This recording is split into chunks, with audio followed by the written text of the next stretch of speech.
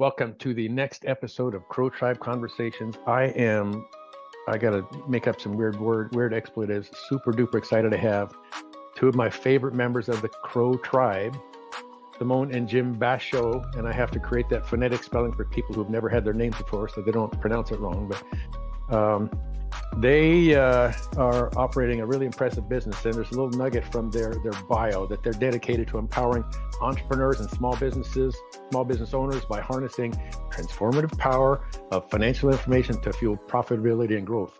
But here's the good part.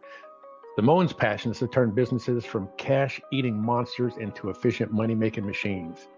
Okay, monsters and money-making, those are just great phrases there. So enough of the preamble. We're going to have another, 15, 20 minutes or whatever feels good to kind of bring out some of the stories. So that's part of the fun of what we do in NLWBC. For those who haven't seen this before, North Lake Washington Business Connection is rooted in the geographic area, the apex of Lake Washington, but we got people all over Washington, and that has the potential to go all over everywhere. So that's enough of that. So tell me something I don't know. Who's first? Let me start with, I like this. Okay, I don't want to give you a cue then. If you got something, light it up. Yeah, I got something. You said something about cash eating. Oh, yeah. Yeah. Monsters. Yeah, one of the things we're doing right now is Ellie has written, have I told you about our bomb pods? No. Yeah, so we do all the traditional things, our accounting services, bookkeeping, payroll services, tax preparation, all that good stuff. But Ellie has written a book called Business Owners Mastering Bookkeeping, so BOM as an acronym. Okay. And so we encounter business owners that, whether they're delegating the bookkeeping to us, the accounting on a monthly basis, or they want to be able to do it themselves, but they're like, yeah, I took accounting 101 in college and that is it. Okay. So she's written it, and because we have profit first, which is one of our big methodologies, which is really like having a CFO in your business. Yeah. With 20 years of CFO, that's a lot of our DNA, is the consultative nature of that. She's written a 1-year program called Business Owners Mastering Bookkeeping, BOM Pods. So she's putting together 9 people pods. And if somebody who's a coach or a business coach or an executive consultant, right, wants to put together their own pods, they can have people do this and come. And she goes through 9 to 12 key concepts, because some of those months also have to do with doing business taxes throughout the year, right? And they go through key concepts, have them learn to read their financials. What are the key things you need to have in your business? And have people learn how to manage their finances in their business. Was this her idea? Was it Ellie said, hey, here's a thing we need to do? Yeah, because we're running into a lot of business owners that have questions. Right. And they want to know how, but they don't want to do monthly bookkeeping. Whether it was a function of they weren't ready to delegate yet because they feel like they need to know more before they pay somebody to do it, or they want to delegate it, but they want to be informed about being able to value what's coming back to them in their bookkeeping, or they're just way too small, like a monthly package. I'm not yet there, so maybe I should have some oversight. So we have those. That's like new and different with us.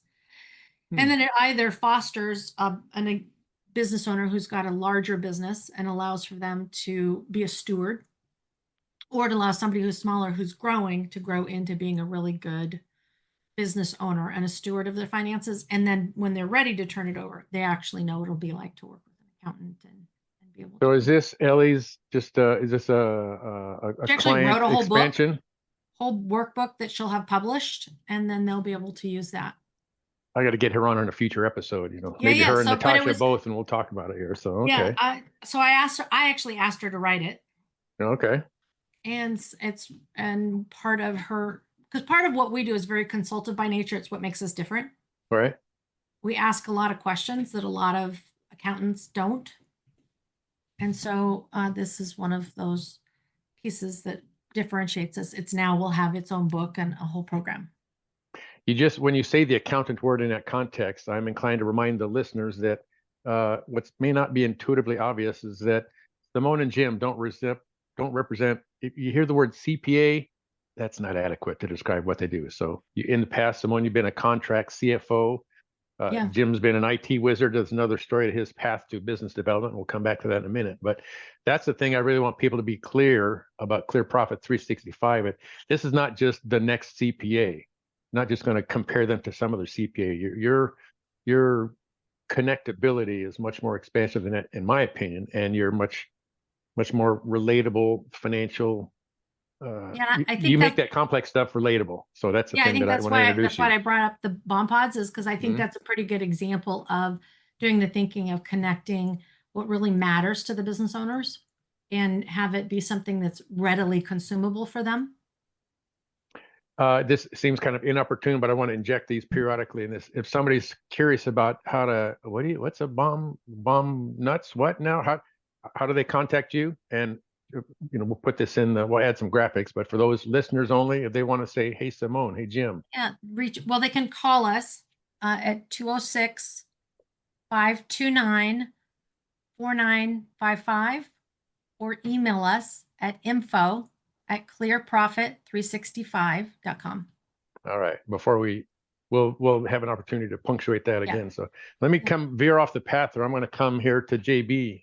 And in fact, your version of the story here, what we can share with how we met, how the three of us became acquainted.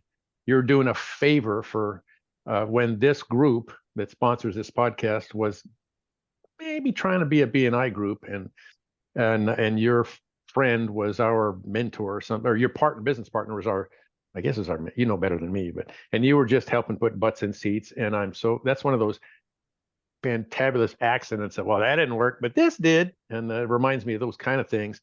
Just be active, make connections, because you might not like who that person is, but who they had sit next to them might hear what we say and make the connection. So very proud of that. All of that hand waving. Jim, what's the short story of how you two met? This is when I have couples in front of me. I love that. How we met? Yeah. The beginning of the Bachaud duo. I was home from school. I was a Washington State Cougar at the time, and I will always bleed crimson. Although I went to the University of Washington as well. So at any rate, I was home from school. It was early July, and I just had a tonsillectomy. So I was about 20 pounds light because I didn't eat a bunch after that tonsillectomy. But I also was out of a job, and I needed 6 or so weeks of work, and was looking through what used to be called want ads in the newspaper. That's from the 1920s, for all y'all, you'd right? Now be looking in LinkedIn or What's Facebook or something. But yeah, we in the olden days, we looked for jobs in the want ad, and there was a box that said display sales, $9.75 an hour. Apply here. And so I went down and found out it was with a company called Vector Marketing selling a product called Cutco knives. Yeah. Okay, well, this sounds kind of interesting. And turns out those are pretty great knives. And 37 years later, we own almost every knife they make. Well, we have some, yeah, but not So how we met, Simone had done the same thing unbeknownst to me, and you never know where you're going to meet your person. But she walked up to me one night during a sales training, and I said, "What's your name?" And she said, "Simone Florette Bachaud." And in a moment of inspiration, I drew upon my high school French, and I said, "Voulez-vous se coucher avec moi ce soir?" And her eyebrows went up on her forehead. And I said, "What? That doesn't mean hello?" And, that's the cheapest pickup line that ever was. It was not planned, but that's how it worked out. And here we are 37 years later. So well done, brother. That's how we met. You miss every shot you don't take, and that was worth the shot, man. So well done.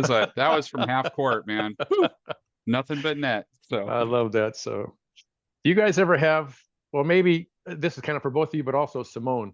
I very often have, when I've got couples in front of me, I feel like I should have bought the website shoulderpunch.com, because when I'm talking, I ask a couple of questions, and one will answer, and the other go, "What are you telling me that for?" Well, he seemed like a nice guy. I thought, no, or that's not how it went. I met you at the, and I sit back and I learn so much about I don't clients think when we they're do doing that it. too much in our You're not. relationship, but No, not too no, much. No. no, that's exactly what happened. I love it. So, Mhm. well, Jim, so your role, so you're adding the horsepower to clear profit now. That's a relatively new thing as a biz dev. I would say more like I'm beating the bass drum and slamming the cymbals, so making us noisy and hi, you should talk to us. But really, when I look at entrepreneurs, the 90% of the economy is people with 5 or less employees. Yeah. 90% of the businesses out there are small, uber small businesses. And when somebody goes into business, it's because it's something they're passionate about or they knew how to do and they think they can make money on it and they want to strike it out on their own and they don't want to answer to somebody else. And almost none of them have the full package of everything that needs to be done to have a business win. Mm-hmm. They want to make cabinets or they want to fix cars or they want to do plumbing or whatever it is that they want to do that their business is. What their business isn't is paying taxes and managing payroll and dealing with insurance and taking care of cash flow and all that's very heady stuff that a lot of business owners just, are not interested in really, or they get fixated on all that stuff and they forget to do their business. So our goal is to give people relief and get them back to what they went into business for in the first place. Go do that thing that lights you up. Let us take care of the work that makes the company work and keeps keeps the machine oiled properly and running correctly, and let you focus on delivering a great experience to your clients, whatever it is that you do. So I'm something I don't happen to know the answer to. If somebody were to ask me, is what's the range of clients? Can witness that you have the capacity to do substantial. Is there a minimum? I guess people got to be able to afford your services, but we really do. We have sole proprietors, people who are in business all by themselves, no employees. They're doing whatever it is they're doing. Mm-hmm. We have the ability to service people like that. We have clients that have 80 employees. We have everything in between. It's, the things that need to be done for a business to run correctly are the same regardless of the size. Mm-hmm. There's scale to it. There's some laws come into effect as you hire more people that don't exist when just you. But there's compliance things to pay attention to, and our goal is to keep people out of hot water and let them sleep soundly at night and know that things are handled and they're not going to get in trouble. Nobody wants the IRS showing up at their front door. So right. The aspect of what you do, and when you described that in the beginning, and some of the people who perform the bookkeeping service for you, that the scalability, that they're virtual too, and they're not constrained by geography or time zones, and that's brilliant. So, well, we did a long time. We don't need this to be all about business, because at your point, I think I am going to say, hey, Ellie, Natasha, I would love to have the two of you. This would be fun. So to do it for future. So I have traveled and been all around. My dad was in career Navy. I was born in Hawaii. I moved all the time. Every September is a new school and a new girl I had to stare at because I was too shy to actually talk to her. But that's about the extent of it. but that kind of travel opened my mind to otherness, and I know something about and how that family was always back someplace else. We come zip through, see them for a weekend, gone again.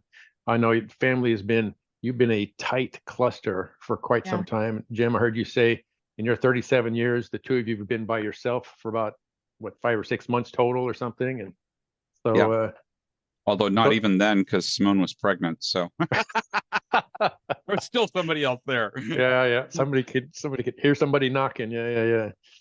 So I'm curious about what's next. I know the transition with the family model and stuff, a little bit about what's going on with the grands and things, but what's the future for you guys in the next couple of years or so? Well, I've had this firm for 23 years. And so what's next is to expand. So we're going to expand. We're going to go visit some people who are looking to exit their firms and see about expanding our presence in other firms. We're virtual, so some of the people we've approached previously were like, I don't want to go virtual. And so we may acquire some firms and keep them in physical, right? Oh, okay. And make some piece of them virtual, delivery, and then maybe we'll buy some virtual firms. But it's to expand the brand, expand the brand. Yeah, like that. Yeah. So but to do that, we got to go visit some. So like you said, I have been in the Northwest my entire life and I've traveled the world. So now it'll be to go visit some. I was in a meeting this week in the industry, and a third less accountants are entering this industry, doing what I do specifically. And 75% of them who are currently practicing are expected to retire in the next 15 years. Let me repeat this. There are a third fewer people coming into this profession, and some significant chunk of those who are coming in, who are in business, are going to retire soon. Did I hear that right? 75% of the people who are already in practice are expected to retire in the next 15 years. So there's going to be a need for the people who remain need to scale then. So we have to scale hard. Oof. Or the people who are. That's also a good industry to start looking at if people are looking to, like, where can I be that's going to be valuable? Taxes aren't going anywhere. And regulating business isn't going anywhere. AI, my friend, if we don't embrace AI.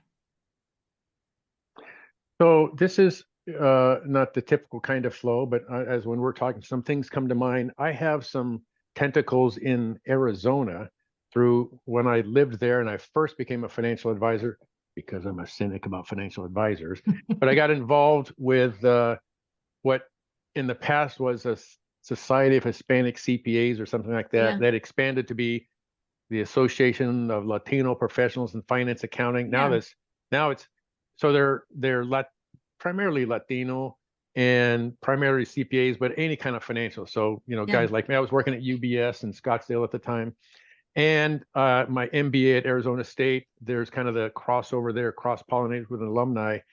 So I know and am connected to kind of indirectly with a lot of Arizona State undergrad, finance, accounting, the firms that are there and very prominent there. How interested would those people be? I'm thinking about the young ones who are in school. Would they be interested in your business model? Because I think they just think I got to go to the big four. That is the only life. And in my life, we were trying to say there's other places. And I'm a small guy. I've got a big network of my resource, but I don't pay for an office space anymore. And I feel I can be influential. But that sounds like something to talk to those kids, have you, or introduce them to you. Yeah, because there's a different lifestyle having a different kind of practice. Yeah. I do think it's important to have the distinction of, there's accountants and non-accountants, but there's also entrepreneurs versus employees. Yeah. And accountant entrepreneurs are more rarefied, if you will. No kidding. Distinct from accountant employees. And that's what we want to foster. Because if you have 75% of this industry retire over the next 15 years, being able to, the small business owner is going to be left wanting something, I assert. So that's really for me to go and grow a larger practice for me that services the small business owner. That's my thing. That's my jam. How fun is that? You're wanting something that's going to provide a service, and there's a need, and you're going to be in demand. So, well, I'm wanting for this to go on and on and on, but I'm also wanting for this to be snackable so that people don't have to. For sure. Like my phones, I'm getting more too spam, long. Didn't read. So, yeah. And so, a question I'd like to ask, and this can have any kind of meaning, but it's from having read the book and some other things that we do.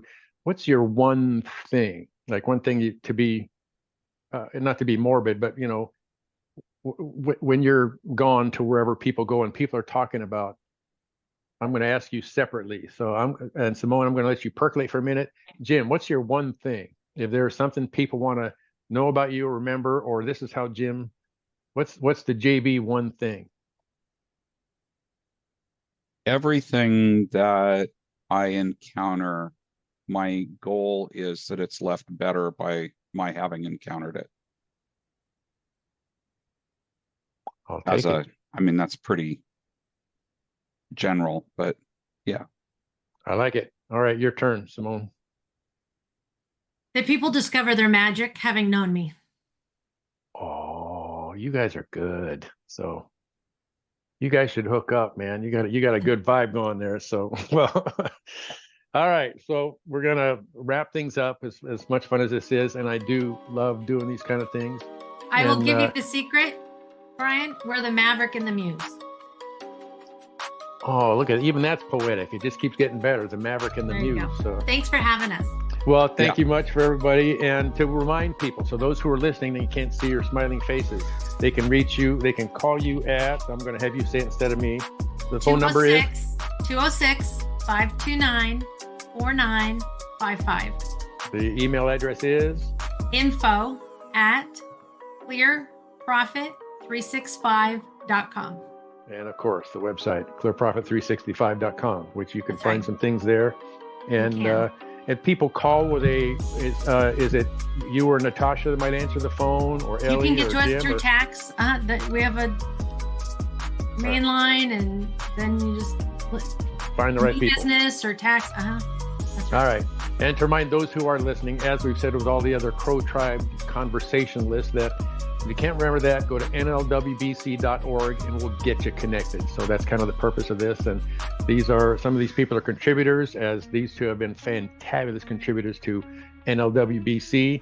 But sometimes we're talking to people who are kind of, adjacent. So people we know, like, and have some fun and trust and do stuff. So thank you both. Make it a great weekend. It's Friday again. So have a great weekend. We'll see you around the neighborhood. Thanks, Brian.